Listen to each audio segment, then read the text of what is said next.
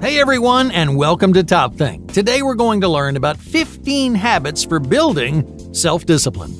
Now, let's begin. Number 1, the daily minimum. What makes your day worthwhile? On any given day, what must you accomplish before you feel satisfied or happy? For some people, satisfaction means eating a healthy meal, drinking a few glasses of water, and running around the block. For others, it's chipping away at a personal project or reading 30 pages of a book. Whatever you choose, this is your daily minimum. Every day, no matter what happens, you must accomplish this short list of tasks. Even if you're feeling lazy or unmotivated, your daily minimum is non-negotiable.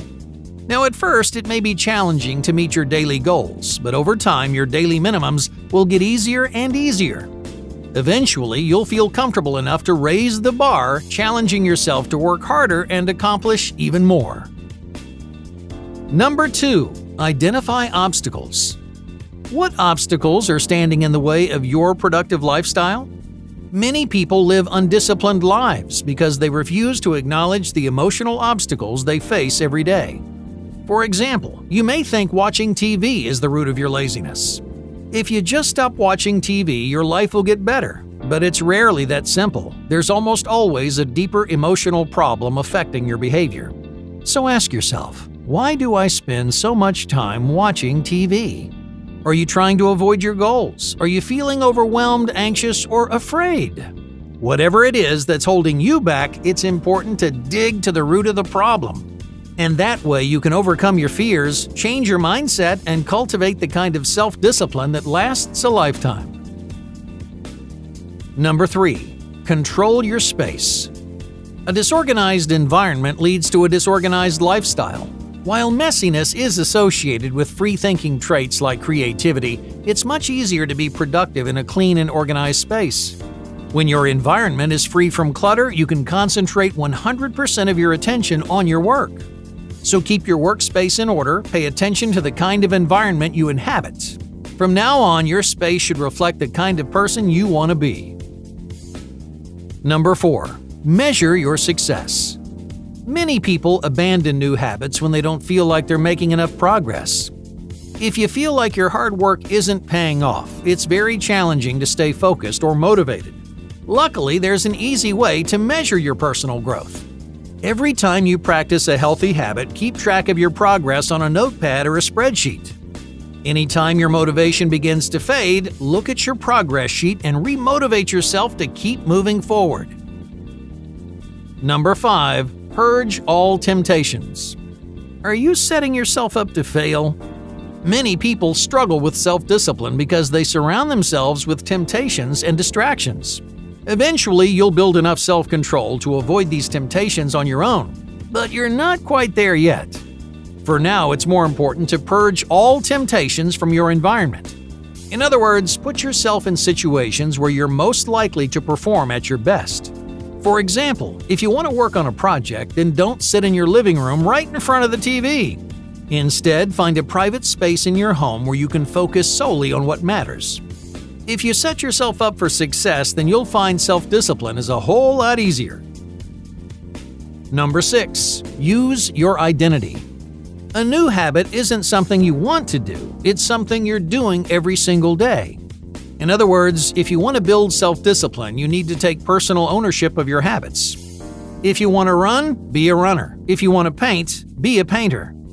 Incorporate your new habits into your identity. The more personal they feel, the more likely you are to stay disciplined. Number 7. Getting started. The most difficult part of any new habit is getting started. Everyone struggles to take action in the beginning, but there's an easy way to get yourself over that initial obstacle. Instead of expecting yourself to accomplish a large, difficult goal, shrink your goal down to the smallest size that you can imagine. If you want to drink more water, then all you have to do is take one sip. If you want to exercise more often, all you have to do is a single push-up. After the first tiny step, you'll realize you're more capable than you thought. One push-up turns into 2. 2 push-ups turn into 5 until suddenly you finished your entire workout. Once you get the ball rolling, the rest of your routine happens naturally.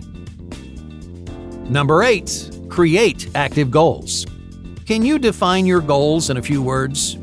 Many people fail to realize their goals because they rely on vague, abstract dreams called passive goals. Your passive goals may never come true simply because you don't have a clear picture of what you want to accomplish. But there's an easy way to turn a passive goal into something concrete, an active goal that you can actually accomplish. Alright, let's say you passively dream of becoming a musician. You can dream about music all day, every day, but you'll never achieve your dream unless you take concrete steps toward a specific achievement. Instead of saying, "I want to be a musician," create active goals like, "I want to join a band," or "I want to learn this song." The more active goals you create, the easier it becomes to envision your future and chase your passions.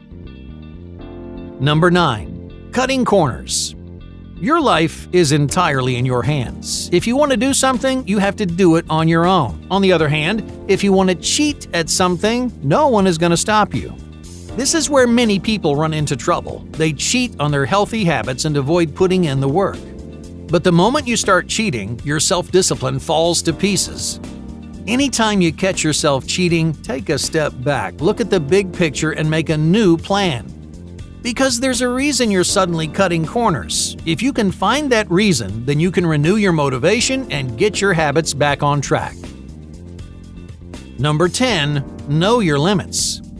If you want to build self-discipline, then you need a strong understanding of who you are and who you aren't. That means identifying your preferences, your limits, your strengths, and of course your weaknesses.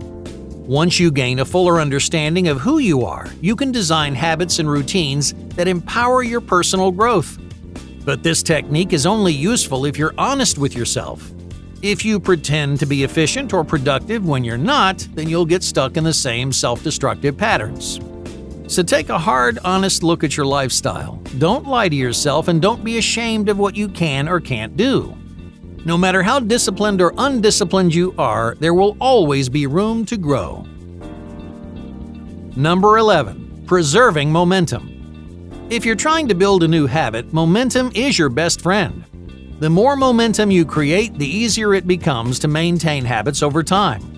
Over time, you gain self-discipline simply because you don't want to ruin your momentum. No matter what habit you're trying to build, use your momentum to keep yourself motivated and disciplined. As your momentum grows, you'll discover your habits becoming easier and easier. Number 12. Manageable habits. Are you approaching new habits with the wrong mindset? Instead of focusing on what they're actually doing, most people focus their attention on the end result. You might say to yourself, "I want to run a marathon," or "I want to travel the world," but neither of these goals offer any practical steps that you can take.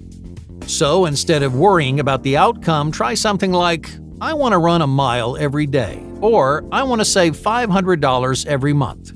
These are manageable habits that you can actually practice. By focusing on regular habits instead of long-term outcomes, you can stay focused, productive, and in control. Number 13. Schedule breaks. Self-discipline doesn't mean working 24/7. After you've invested time and effort into your goals, you need to schedule breaks, separate yourself from your work, and recharge your batteries. Otherwise, you're going to burn out. If you work nonstop, your self-control is going to fade. You'll become less productive, less enthusiastic, and much less motivated. So don't forget to schedule downtime in your daily routine. No matter how productive or disciplined you are, everyone, and I mean everyone, needs a break. Number 14. Preserving willpower. Why do you make bad, lazy decisions? Plenty of smart, goal-oriented people make the wrong choices every day. They have the motivation, they have the willpower, but they continue to make poor decisions. Why? Because they waste their willpower on decisions that don't affect their lives. You only have a limited amount of willpower, and that means you can only make a limited number of good choices. Alright, let's say you have enough willpower to make 10 good decisions. If you make all 10 decisions the first thing in the morning, your willpower disappears for the rest of the day. This creates something called decision fatigue. Once your willpower runs out, you start making impulsive, lazy decisions even if you know you're doing the wrong thing. To avoid decision fatigue, lessen the number of choices in your life. Find ways to automate repetitive tasks like you're choosing outfits and making meals. The fewer decisions that you have to make, the more willpower you retain throughout the day. Number 15. Constructive outlets. When getting rid of a bad habit, most people try to quit abruptly and completely. But a few days later, their vices come creeping back. If you're trying to build healthier habits, then you don't need to purge all your bad habits from your life. Quitting cold turkey almost always backfires, leading to a rebound and a loss of self-control. Don't worry about ridding your life of all your bad habits. You don't need to be perfect to live a more disciplined life.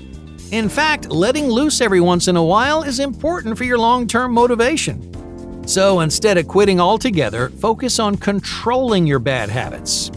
As long as you choose when to let loose and when to stay focused, you can build more self-discipline without running yourself into the ground.